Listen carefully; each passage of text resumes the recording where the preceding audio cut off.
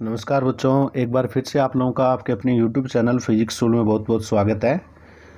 और लगातार आप हमसे जुड़े हो इसके लिए बहुत बहुत धन्यवाद। हमने आप लोगों को लगातार पीछे के वीडियो में अपने चैनल के लिंक के बारे में बताया है, तो डायरेक्ट गूगल पे जाके आप सर्च कर सकते हो youtube.com/c फिजिक्स टूल के नाम से अपना चैनल खुल जाएगा। और अगर आप यूट्यूब पे सर्च करना चाहते हो तो physics tool by AK and AP sir के नाम से परमानेंट लिंक आपको मिल जाएगा, वहाँ पर आप सर्च कर सकते हो। फिजिक्स टूल नाम लगाते ही आपको ये सजेशन दिखा देगा आपके मोबाइल में, आपको वहाँ से अपने वीडियो मिल जाएंगे। चलिए, आज हम पार्ट नंबर 14 बेसिक साइंस के बारे में पढ़ रहे हैं। तो लास्ट कुछ वीडियो के अंदर हम लोगों ने क्या पढ़ा था, वो उसके लिए मैं आप लोगों के सामने लास्ट नोट्स पेपर रख देना चाहूँगा। ये नोट्स पेपर है लास्ट वीडियो का। हम लोगों ने एक समान गति के लिए एक नया ग्राफ बनाया था, वेग समय वक्र। और इस ग्राफ द्वारा समय की जो ये अक्ष है, इस अक्ष के साथ जो क्षेत्रफल कवर किया जा रहा है, ठीक है, इस क्षेत्रफल को निकालने की कोशिश की। क्षेत्रफल निकाला, आयत बन गया ये, तो आयताकार भाग का क्षेत्रफल हो गया लंबाई इंटू चौड़ाई, और उत्तर आया VT। उत्तर कितना है बच्चों? VT उत्तर आया। और V और T यानी वेग और समय का गुणा अगर करें तो दूरी के बराबर होता है। तो मैंने यहाँ पर एक महत्वपूर्ण रिजल्ट निकाला कि वेग समय वक्र में वक्र तथा समय अक्ष के बीच का क्षेत्रफल है वो कण द्वारा तय की गई दूरी के बराबर होता है। अगर ये बातें आप लोग तसल्ली से याद कर लेते हो तो कुछ न्यूमेरिकल पॉइंट आते हैं इसमें, वो आप बड़ी आराम से क्लियर कर सकते हो। ठीक है, अब मैं बात करता हूँ आगे के टॉपिक के अंदर असमान गति के कुछ ग्राफ बनाने की। ठीक है,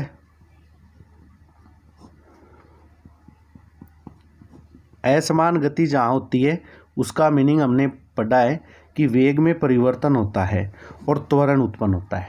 क्या उत्पन्न होता है? त्वरण। अब देखो, वेग में परिवर्तन दो प्रकार से हो सकता है। तो वेग में परिवर्तन दो प्रकार हमने पढ़े थे, या तो लगातार वेग बढ़ता है और या लगातार वेग घटता है। वेग अगर बढ़ता है तो त्वरण पॉजिटिव होता है, और अगर वेग घट रहा है तो त्वरण नेगेटिव होता है, जिसे हम मंदन कहते हैं। एक चीज़ तो ये पढ़ी। दूसरी बात मैं आपको ये भी बता देना चाहूँगा कि त्वरण उत्पन्न कब होता है? जब वेग में परिवर्तन होता है, वो भी किसके अकॉर्डिंग? समय के। ये तो सूत्र पढ़ा है हमने, वेग में परिवर्तन अपॉन समय में परिवर्तन। अब देखो, वेग में परिवर्तन दो प्रकार से और भी हो सकता है। कैसे? बढ़ना घटना तो परिवर्तन है ही, साथ साथ एक देखो, वेग में एक समान रूप से परिवर्तन होना। ठीक है, लगातार अगर वेग में परिवर्तन हो रहा है लेकिन एक समान रूप से परिवर्तन हो रहा है। ठीक है, मतलब जिस भी गैप में अगर आप, मैं यहाँ पर दो कंडीशन रखूँगा, वेग में एक समान रूप से परिवर्तन, एक कंडीशन तो ये है। और नंबर दो, वेग में असमान रूप से परिवर्तन। अब देखो, ये नॉर्मल सी कंडीशन है, हम ये देखते हैं दैनिक जीवन में, ये चीज़ें हम देखने को मिलती है। एक समान रूप से परिवर्तन का मतलब क्या होता है? वेग बदल रहा है, मतलब दोनों में त्वरण उत्पन्न होगा, वेग बदल रहा है, लेकिन ऊपर वाली कंडीशन में वेग में परिवर्तन एक समान रूप से हो रहा है बच्चों। मतलब वेग बदल रहा है लेकिन एक समान रूप से। जैसे सपोज करो, गाड़ी की चाल 40 किलोमीटर पर घंटा थी, ठीक है, फिर 5 मिनट के बाद में गाड़ी की चाल 50 किलोमीटर पर घंटा हो गई, फिर अगले 5 मिनट के बाद में गाड़ी की चाल 60 किलोमीटर प्रति घंटा हो गई, फिर अगले 5 मिनट में गाड़ी की चाल 70 किलोमीटर प्रति घंटा हो गई। जैसे एक एग्जाम्पल दे दिया मैंने। ठीक है, मैं लिख भी देता हूँ यहाँ पर ताकि आपको समझ में आ जाए कि ये गाड़ी की चाल है 40 किलोमीटर प्रति घंटे शुरुआत में, यानी t बराबर 0 है यहाँ पर। ठीक है बच्चों, फिर हमने कुछ समय बाद में देखा, 5 मिनट के बाद में गाड़ी की चाल हो गई 50 किलोमीटर प्रति घंटे। ठीक है, कितने मिनट के बाद में देखा? टाइमिंग कितनी है यहाँ पर? ये T1 टाइम हो गया, T1 शुरुआत में, और इन दोनों के बीच में गैप कितना मान लिया मैंने? 5 मिनट का माना, एक एग्जाम्पल लिया है। नेक्स्ट 5 मिनट में देखो आप लोग, अगले 5 मिनट की बात करूं तो अगले 5 मिनट के अंदर टाइम हो जाएगा यहाँ पर t3 और गाड़ी की स्पीड हो जाएगी 60 किलोमीटर प्रति घंटा। एक एग्जाम्पल दिया है। और फिर यहाँ जो टाइमिंग है वो भी कितनी है, 5 मिनट की है। ठीक है, समझ में आ रही बात मेरी। एक एग्जाम्पल मैंने ये ऊपर रख दिया, वेग समान रूप से। तो देखो यहाँ पर हर 5 मिनट में वेग बढ़ रहा है और वो भी कितना, 10 किलोमीटर। 40 से 50 हो गया, 50 से 60 हो गया। क्लियर है बात। स्पीड बढ़ रही है, क्या बढ़ रही है, स्पीड बढ़ रही है। स्पीड बढ़ रही है, वेग बदल रहा है, त्वरण उत्पन्न होगा। क्या उत्पन्न होगा, त्वरण उत्पन्न होगा। लेकिन यहाँ वेग में नियत परिवर्तन हो रहा है, समय के सापेक्ष वेग में नियत परिवर्तन हो रहा है। और वेग में नियत परिवर्तन हो रहा है तो त्वरण नियत उत्पन्न होगा। ठीक है, ध्यान देना आप लोग। मैंने एक एग्जाम्पल रखा आपके सामने, ये चीज़ शायद आपकी समझ में आ गई होगी। ठीक है, 10 किलोमीटर की स्पीड चेंज हुई है 5 मिनट में, फिर 10 किलोमीटर की स्पीड चेंज हुई है 5 मिनट में। अगर एक एग्जाम्पल ये रख दूं, 40 किलोमीटर प्रति घंटा शुरुआत में अपने स्पीड थी, 5 मिनट के बाद में स्पीड हो गई 50 किलोमीटर प्रति घंटा। ठीक है, फिर अगले 5 मिनट के बाद में जो स्पीड हो गई वो हो गई 75 किलोमीटर प्रति घंटा। अब ये चीज़ नोट करो आप लोग, पहले 5 मिनट के गैप में स्पीड में परिवर्तन हुआ है 10 किलोमीटर का। अगले 5 मिनट में स्पीड में परिवर्तन हुआ है कितने किलोमीटर का, 25 किलोमीटर का। समझ में आ रही बात मेरी। तो यहाँ ये दूसरा जो मैंने एग्जाम्पल लिखा है, दूसरा जो यहाँ भाग लिखा है, उसका ये एग्जाम्पल हो गया, वेग में असमान रूप से परिवर्तन होना। ठीक है, यहाँ पर तो वेग में परिवर्तन क्या हो रहा है, लगातार समान रूप से हो रहा है। 10 की स्पीड चेंज हुई है, फिर 10 की स्पीड चेंज हुई है, फिर 10 की स्पीड चेंज होगी फिक्स टाइम में। और यहाँ फिक्स टाइम में जो स्पीड है उसका कोई आइडिया ही नहीं है। 40 से 50 हो गई, 50 से 75 हो गई, 75 से फिर 100 हो जाए। ठीक है, 100 से ज़्यादा हो जाए। तो इस प्रकार लगातार वो स्पीड वो असमान गति कहलाती है, असमान रूप से परिवर्तन होना। ये एग्जाम्पल समझ में आ रहे हैं। इन दोनों एग्जाम्पल में त्वरण उत्पन्न होगा। दोनों एग्जाम्पल में क्या उत्पन्न होगा, त्वरण। लेकिन बता देना चाहूँगा कि ये जो पहला एग्जाम्पल है, ये जो मैंने पहला एग्जाम्पल लिखा है, इस एग्जाम्पल में त्वरण का मान नियत रहेगा और दूसरे एग्जाम्पल में त्वरण जो है वो असमान होगा, यानी त्वरण का मान नियत नहीं रहेगा। ठीक है, निकाल के देख सकते हो। कैसे निकालोगे, वेग में परिवर्तन बटे समय में परिवर्तन। वेग में परिवर्तन कर लो, समय में परिवर्तन 5 मिनट। वेग में परिवर्तन कर लो, समय में परिवर्तन 5 मिनट। त्वरण निकालो, उत्तर एक ही आएगा पहले कंडीशन के अकॉर्डिंग, पहली कंडीशन के अकॉर्डिंग। दूसरी कंडीशन में आप उत्तर निकालो, वेग में परिवर्तन, समय में परिवर्तन, वेग में परिवर्तन, समय में परिवर्तन, आपको उत्तर अलग अलग मिलेगा। यानी त्वरण के मान भी अलग अलग हो सकते हैं। एक नियत त्वरण होगा और एक असमान त्वरण, या जिसमें त्वरण का मान चेंज होता है, बदलता रहता है। बात आई समझ में। अब जैसे मैं एक एग्जाम्पल रखूं आपके सामने कि मान लिया एक कोई वस्तु है और वो वस्तु जो कि v वेग से गति कर रही है। ठीक है, इसके लिए मैं आप लोगों को एक कंडीशन क्लियर कर देना चाहूँगा, क्योंकि मैं इसको सरल रूप से बताने की कोशिश कर रहा हूँ ताकि आप इसको समझना थोड़ा सा। ये चीज़ आपकी क्लियर हो गई। ठीक है, मैंने क्या कहा, एक वस्तु जिसका प्रारंभिक वेग यानी शुरुआत में वेग वो मैंने u मान लिया, u तथा अंतिम वेग v है। ठीक है, ध्यान देना, प्रारंभिक वेग u माना है, यानी प्रारंभ में मैंने टाइम जो है वो 0 ले लिया शुरुआत में, और फिर टाइम कोई t टाइम पर मैंने चेक किया तो वेग कितना था v था।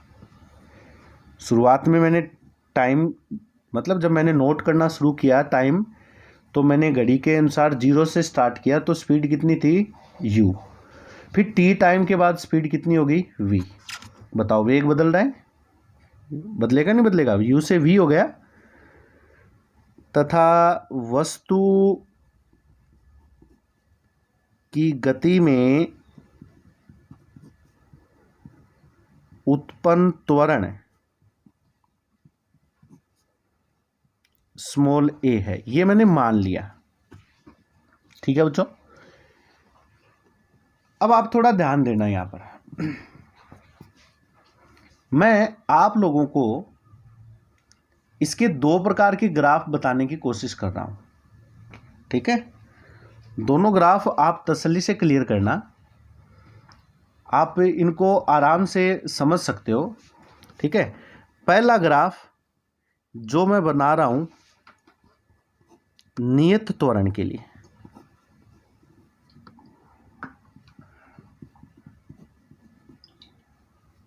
ठीक है, और ये ग्राफ बना रहा हूं मैं त्वरण और समय के बीच में।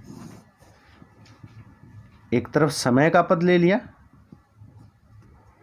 और एक तरफ त्वरण a का पद ले लिया। यहां पर 0 है, दिख रहा है आपको, यानी t1 बराबर 0। ठीक है, शुरुआत में मैंने त्वरण देखा, शुरुआत में त्वरण देखा, त्वरण नियत मानना है मेरे को, तो शुरुआत में त्वरण इसका a था, यानी a ये वैल्यू है। कल बनाया था ऐसा ग्राफ, वेग के लिए बनाया था।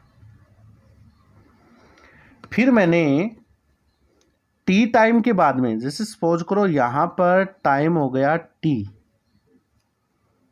शुरुआत में t1 0, फिर बाद में t2 बराबर कितना हो गया t टाइम हो गया, यहां तक t टाइम। t टाइम के बाद में मैंने वेग त्वरण देखा, तो बच्चों लगातार त्वरण का मान मुझे यही मिला, यानी यहां पर भी त्वरण a ही था। ये लो, जैसे इसको मान लिया, तो मैं तो ये कहूंगा कि इसमें a का मान नियत है, कांस्टेंट है। ठीक है, जो लास्ट वीडियो में पढ़ा था अभी मैंने रिपीट किया था, सेम वैसा ही एग्जाम्पल है। बात आ रही समझ में? मैंने यहां पर त्वरण नियत मान लिया, लगातार त्वरण का मान क्या बना हुआ है, नियत बना हुआ है। ठीक है, शुरुआत में भी त्वरण a था, बाद में भी त्वरण a है, तो ये वैसा ही ग्राफ हो गया। यहां पर बिंदु नाम लिख दूं, o तो है ही, चलो इसको दे रखा है a b c, एक आयत बन गया, और ये छायांकित भाग हो गया।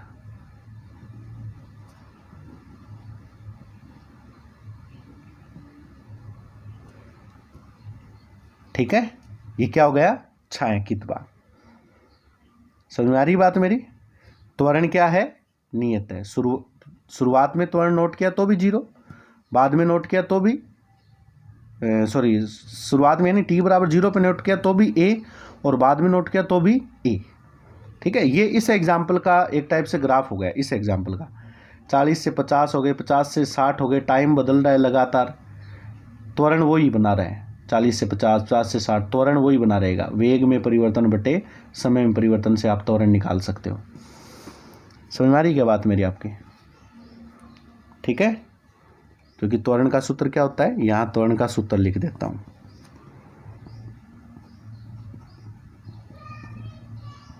वेग में समय में परिवर्तन। ठीक, अब आप एक काम करो, इस छायांकित भाग का क्षेत्रफल निकालो। सुन में आ रही बच्चों बात मेरी? इस छायांकित भाग का क्षेत्रफल निकाल रहा हूं मैं। ठीक है, जैसे ही मैं इसका क्षेत्रफल निकालूंगा तो क्षेत्रफल क्या आएगा, लंबाई इंटू चौड़ाई, यानी ओ ए बी सी का क्षेत्रफल आएगा। आयत है ना ये, तो छायांकित भाग का क्षेत्रफल क्या बनेगा, लंबाई OA और चौड़ाई OC। तो क्षेत्रफल, लंबाई ये मान ली मैंने OA, चौड़ाई लंबाई को मैंने जो भी हो लंबाई मैंने OC मान ली, चौड़ाई OA मान ली। ठीक है, अब इसका अगर मैं जैसे मैंने यहाँ OA लिखा है पहले, तो OA की बात करूँ तो OA कितनी हो जाएगी, यहाँ पर 0 था, यहाँ पर A है, तो कितना होगा ये भुजा का मान A हो जाएगा। ठीक है, A हो जाएगा। चलो यहाँ लिख देता हूँ A इंटू OC की बात करूँ तो यहाँ पर टाइम 0 और यहाँ पर T टाइम है, तो ये गैप कितना हो गया, T का हो गया, तो 80। टाइम में अंतर कितना हो गया, T माइनस 0 लिखेंगे तो ठीक है 80 आना है। यानी छायांकित भाग का क्षेत्रफल आया है बच्चों A गुणा T। अब A क्या चीज है, त्वरण। T क्या चीज है, समय। त्वरण और समय में परिवर्तन ही तो था, T माइनस 0 गुणा किया तो क्षेत्रफल आया। ये क्षेत्रफल अगर मैं देखूं तो ये क्षेत्रफल किसको बता रहा है, ये क्षेत्रफल बराबर होना चाहिए वेग में परिवर्तन के। समझ में आ रही क्या बात मेरी। ये क्षेत्रफल अगर त्वरण को समय में परिवर्तन से गुणा करूं तो किसके बराबर आना चाहिए उत्तर, वेग में परिवर्तन के। तो यहां से वो लाइन भी लिख सकते हैं बच्चों एक तो कि त्वरण समय वक्र में, किसमें, त्वरण समय वक्र में, ध्यान रखना कौन से वक्र में, त्वरण समय वक्र में। ठीक है, मैं लिख देता हूं लाल पेन से, त्वरण समय वक्र में वक्र तथा समय अक्ष के बीच का क्षेत्रफल वेग को, या वेग में परिवर्तन कह दो, ये मैंने नोट कर दिया कि त्वरण समय वक्र, ये त्वरण समय वक्र है, तो ये जो क्षेत्रफल है वक्र और समय अक्ष के बीच का, वही बात है जो हमने लास्ट वीडियो में देखी थी, सेम वही चीज़ है। बस अंतर क्या है, वो अंतर ये है कि यहाँ पर त्वरण है, वहाँ पर वेग था, वो वेग समय वक्र है, दूरी को बता रहा है, ये त्वरण समय वक्र है, वेग को बताएगा। ठीक है, सूत्र में देख लो, उसके अनुसार लिखते जाओ। तो A और T का गुणा वेग में परिवर्तन का रहा है। ठीक है बच्चों, अब मैं यहाँ पर आपको एक चीज़ और क्लियर कर देना चाहूँगा, थोड़ा आप समझना इस बात को, इसको मैं आगे लेके चल रहा हूँ इसी समीकरण को। ठीक है, कि AT बराबर आ रहा है वेग में परिवर्तन, सही लिखा है क्या मैंने, क्यों, AT बराबर क्या है, वेग में परिवर्तन। ये तो इंपॉर्टेंट चीज है ही है, इसमें तो कोई दो राय नहीं है। अब जो एक बात बताओ, शुरुआत में वेग कितना माना था मैंने, प्रारंभिक वेग कितना माना था u, उसके बाद में वेग कितना हो गया v। ठीक है, प्रारंभ में त्वरण भी a था और v वेग पर भी a था। इसका एग्जाम्पल ये रख दिया मैंने आपके सामने, t बराबर 0 पर ये 40 मान लिया, फिर 5 मिनट के बाद में ये t1 है, अंतर है 5 मिनट का, इन दोनों के बीच में गैप है 5 मिनट का, फिर वेग 50 हो गया। ठीक है, ये परिवर्तन हो गया कि नहीं हो गया, वेग में परिवर्तन, ये प्रारंभिक ही अंतिम। फिर इस गैप में बात करो ना, इस गैप में, तो ये प्रारंभिक हो जाएगा और ये अंतिम हो जाएगा, और समय में परिवर्तन 5 मिनट का। ठीक है, वेरी सिंपल। तो आपको वेग में परिवर्तन लेना है जी, तो प्रारंभ में वेग कितना था u, बाद में कितना माना है मैंने v, तो वेग में परिवर्तन कितना हुआ AT बराबर v माइनस u। समझ आ रही क्या बात मेरी, v माइनस, अंतिम में से प्रारंभिक घटाते हैं, जैसे यहां पर आपको अंतर निकालना है, पहले 40 था बाद में 50 था, तो आप कितना बताओगे 10 का, 50 में से 40 घटाओगे, यहाँ 50 है यहाँ 60 है, अंतर बताओ, 60 में से 50 घटाओगे, यहाँ 50 है यहाँ 75, अंतर बताओ, 75 में से 50 घटाओगे 25 आ जाएंगे। वैसे ही ये u है ये v है, तो v माइनस u। क्लियर है, बोलो, ये चीज़ आ गई। क्या मैं इसको ऐसा लिख दूं, v बराबर u प्लस AT, ऐसा लिख सकता हूं क्या, देखो v बराबर u प्लस AT। बच्चों यह है गति की प्रथम समीकरण है, यह है गति की फर्स्ट समीकरण है। ठीक है, इस प्रकार ग्राफ से हम गति की पहली समीकरण को प्रूफ कर सकते हैं। गति की 3 समीकरण होते हैं, 3 समीकरण हम पढ़ते हैं गति की। तीनों में से पहली समीकरण ये है v बराबर u प्लस AT। v अंतिम वेग, u प्रारंभिक वेग, a त्वरण, t वो टाइम, उन दोनों के बीच में जो टाइम लगता है वो टाइम है t। ये गति की प्रथम समीकरण है। समझ में आ गई? इसके अलावा 2 समीकरण और है जो अपने आगे प्रूफ करेंगे, वो भी ग्राफ से। बहुत ही आसान है, बहुत ही सिंपल है। और इसके अलावा भी इन्हें समीकरणों को प्रूफ कर सकते हैं, लेकिन वो आगे बड़ी कक्षाओं में पढ़ेंगे। उसके लिए आपको कुछ गणितीय संक्रियाओं को यूज़ में लेना पड़ेगा। ठीक है, जिसे समाकलन कहते हैं। समाकलन विधि द्वारा हम इन समीकरणों को प्रूफ करते हैं। तो चलिए आज की इस वीडियो में मैं इतना ही रखूँगा। मैं बार बार कहता हूँ ज़्यादा मैं मैटर नहीं दूंगा आपको, ताकि आप लोग कन्फ्यूज़न हो जाओ और कन्फ्यूज़न में आ जाओ और आपको ये लगे कि यार ये हार्ड है। ऐसा कोई हमारा उद्देश्य नहीं है। आप तसल्ली से थोड़ा पढ़ लो, लेकिन सॉलिड पढ़ने की कोशिश करो। ठीक है, वीडियो को क्लियर करना। आज के इस वीडियो में आपके सामने हम लोगों ने कुछ मेन चीज़ पढ़ी है। वेग में परिवर्तन पढ़ा है, बिल्कुल पढ़ लिया। वेग में परिवर्तन हो रहा है, लेकिन परिवर्तन 2 टाइप से आप पढ़ सकते हो। कैसे? एक तो जब ऐसा परिवर्तन जिसमें जो वेलोसिटी है वो बराबर रिजल्ट से चेंज होती रहे, और एक वो जिसमें वेलोसिटी जो है वो आगे से आगे, जिसकी कोई मतलब गणनात्मक रूप से 40 से 50, 50 से 75, 75 से 110, 120, 130 ऐसे लगातार बढ़ती जाए, जिसमें कोई आइडिया ना हो, तो वो असमान त्वरण के लिए होगा। फिर हमने इसमें नियत त्वरण के लिए ग्राफ बनाया है, त्वरण और समय के बीच में त्वरण नियत है इसमें। ठीक है, इसी का एक ग्राफ और बनाएंगे हम आगे, और उससे हम गति के अन्य समीकरणों को प्रूफ करेंगे। तो वो हम आगे के नए वीडियो में पढ़ेंगे बच्चों।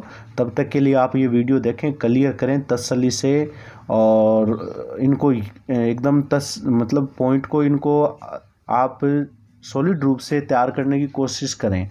ठीक है, नई चीज़ है, मैं बार बार कहता हूँ ये बातें आप लोगों को। तो वीडियो पूरा देखें, घर पे रहिए, सुरक्षित रहिए। जय हिंद, जय भारत।